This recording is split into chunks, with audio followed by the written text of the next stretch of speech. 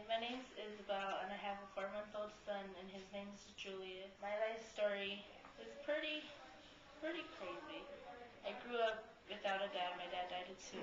And when I was 2, he had cancer. My mom was addicted to drugs, so I mostly lived with my grandma and my grandpa. Well, when I moved in with my mom, she was still doing drugs. She abused us a lot, and I ended up telling social services, and we got taken away from her and placed with my auntie and my uncle. And that's who I live with now. I'm only 17. And we butt heads a lot. We really don't get along. But I love them anyways. They've been there for me. They've helped me out. They've helped my brothers out. And no matter what we go through, we're always going to love each other. Just like when my experience telling them that I was pregnant. We got into it, we fought, and they stormed out the house and we didn't talk for months. But after I started getting further along in my pregnancy, we got closer, and now I think my son brought my family together. Okay. Without my son, I think my family wouldn't be who we are today. We wouldn't be close. We wouldn't have our family dinners every night that we do. And we'd probably just drift off and stop talking to each other. And he's made my family better. He's helped us out a lot. And he's actually helped me out a lot. Before I was pregnant, I didn't go to school. I was partying all the time, doing ecstasy, just having fun, being a teen, living my life. And when I found out I was pregnant, it all stopped. I didn't want to go to school. I just wanted to get my GED and work. But then that's when I found Florence Crittenton, and now I'm going to school. I'm going to graduate on time. I'm doing what I'm supposed to, and they're really helping me out.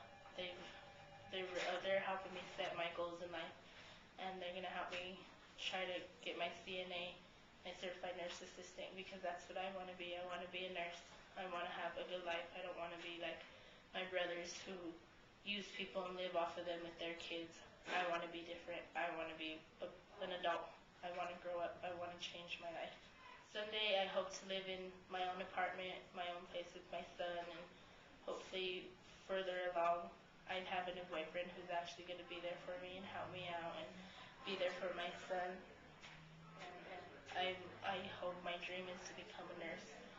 And if that don't follow through, I'll probably just take college classes and see what I could be from there. If I don't become a nurse, I want to be an accountant.